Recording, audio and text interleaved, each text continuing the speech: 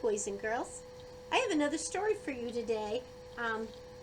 This one is written by Eve Bunting, but the illustrations are by Jan Brett. Usually she does her own story and pictures, but when she did this book, Eve Bunting did the words. She was the illustrator, so what did Jan Brett do? The pictures. And I've saved this because this one is called The Mother's Day Mice. Sunday's Mother's Day. I'm sure you know that. I hope you're thinking of something you could do in your heart that would let your mom know how special she is to you, or your grandma, or any other special ladies who mother you and help take care of you. Ready for a story? The Mother's Day Mice by Eve Bunting and illustrated by Jan Brett. It's dedicated to Dana and her mother with love, and to Joseph. Biggest little mouse wakened first. It was early morning and still almost dark. She tugged gently on the whiskers of Middle Mouse, who slept next to him. "It's Mother's Day," he whispered. "Time to get up and go for our presents." Middle Mouse tugged gently on the whiskers of Little Mouse, who slept between him and the wall. "Mother's Day," he whispered. They crept out of bed and tiptoed past Mother's room. Outside, one star still slept in the sky. Let's see it in the picture. They stopped to wash paws and faces in the pail of water Mother kept by the front door. Biggest studied his watch. "We have 2 hours before Mother wakes up. Middle and I know what we're getting her and where to find it." He looked at Little Mouse and waited. "I know what I'm getting too," Little Mouse said. "Honeysuckle." Biggest Mouth shook his head. "Little Mouse, honeysuckle grows only on Honeysuckle Cottage, and we know who lives in Honeysuckle Cottage. You'll have to find something else for Mother." They know who lives there, but do we? It's a clue. Little Mouse wanted to argue, but Biggest was already lining them up, one behind the other. "Hold tails and be quiet as we go," he said. "The dark has dangers for little mice." They ran across the meadow. Little Mouse liked the tough, smooth feel of his brother's tail. He thought the 3 of them joining together must be long as a snake. He didn't want to think about snakes, though. I'm already thinking about them. Can you see it?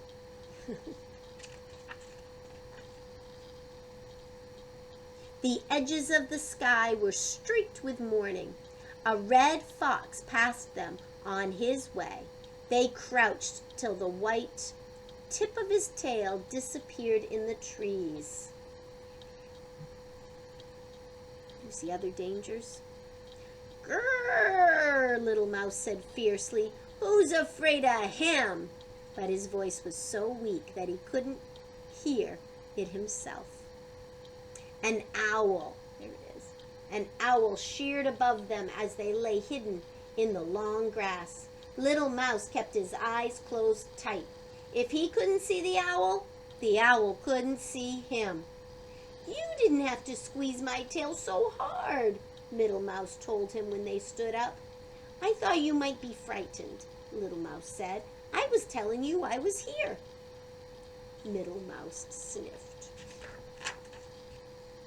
A strawberry patch grew at the edge of the meadow. "There's my surprise for Mother," Middle Mouse said. "She loves strawberries. She says the first one tastes of summer coming." Biggest Mouth boosted him so he could get the roundest, reddest berry from the top. Its weight tipped him backwards as he carried it. "My surprise is here too," Biggest Mouse said. He picked a dandelion fluff ball and held it high by its milky stem. It's a wish flower for Mother. Little Mouse thought the fluff ball was beautiful as a spinning of spiders' webs. He could see the sky through it. Mother will love it, Little Mouse said. Now can we go for the honeysuckle? We have time, and maybe he won't be there. Biggest Mouse sighed. We'll go look, but only because you're the littlest and it's Mother's Day, and we won't go close. Cat is always there. Cat was there. He lay on the porch of Honeysuckle Cottage, monstrously big, monstrously black. When he yawned, his mouth was a dark, spiked cave. Little Mouse could see it clearly, even though they weren't too close. Maybe he'll leave soon, Little Mouse whispered. He pulled his eyes away from Cat to the honeysuckle. Right here, this is the honeysuckle. To the honeysuckle that twined around the porch. Honeysuckle for Mother. Inside the cottage, someone was playing a piano. The tune was Twinkle, Twinkle, Little Star. Dum-dee, dum-dee, dum-dee, da. Dum-dee, dum-dee, dum-dee, da. Maybe Cat likes to lie in the sun and listen to music, Little Mouse whispered. Maybe the person will stop playing soon and Cat will go away. He sniffed the honeysuckle air and pretended not to see Biggest Mouse check the time. Dum-dee, dum-dee, dum-dee, da. That person is not going to stop playing, Middle muttered. He set his strawberry on the ground and a beetle came on the run.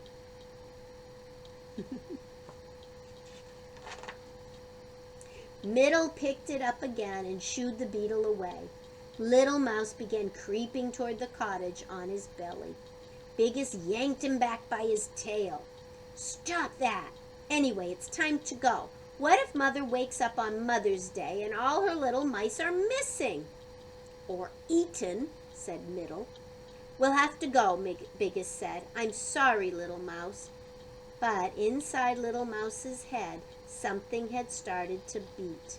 Something wonderful that was the beginning of an idea. Something better than honeysuckle. It's all right, said Little Mouse.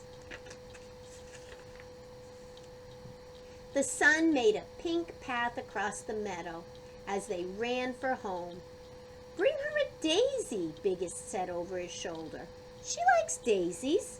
Bring her a rock, Middle puffed. A small rock that's not hard to carry. They're nice, Little Mouse said, but they're not special enough for this special day. He had something special in though. He had it strong and firm in his mind when he got home. Biggest stood the fluff ball in a jar beside Mother's chair.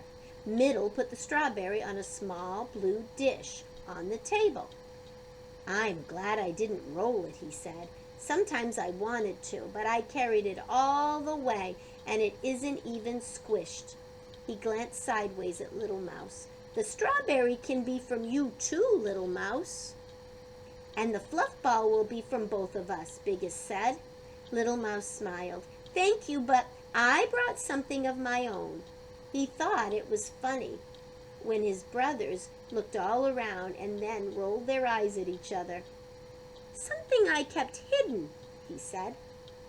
Biggest Mouse held up a warning paw. Shh! Mother's coming. Happy Mother's Day, they all shouted when she came in the kitchen, and Mother said, Why, you remembered. Remembered? We almost got eaten, Middle began, but Biggest poked him hard. Sometimes Middle talked too much. Mother blew on the fluff ball, and it exploded into a million beautiful feathery seeds. Did you make a wish? Biggest Mouse asked. Yes, A wonderful wish. Mother cut the strawberry in 4 pieces. I love strawberries, she said. The first one tastes of summer coming. She nibbled on an edge of berry. Ed closed her eyes, and Little Mouse knew she was tasting sunshine and sweet corn and the cold waters of Meadow Stream. Now me, he said. He was so excited he thought he might explode like the fluff ball into 1,000,000 pieces. The music he'd heard at Honeysuckle Cottage was loud in his mind, and he clasped his paws and began to sing. He sang the words he thought of as they ran home.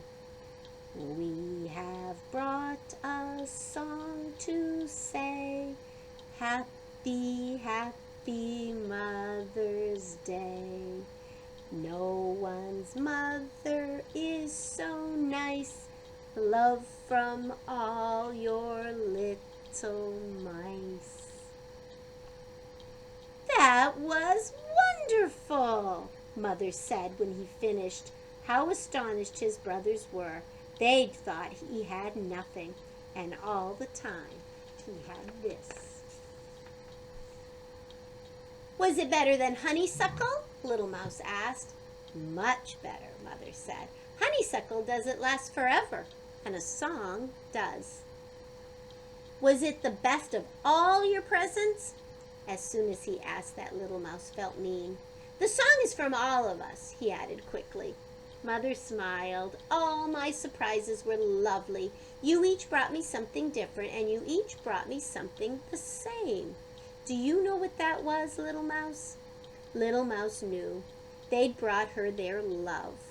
Mother opened her arms wide, and they ran to her. Let's sing Little Mouse's song, she said. Mother and her 3 little mice swayed together as they sang, and the kitchen was warm with wishes and summer coming and music and love.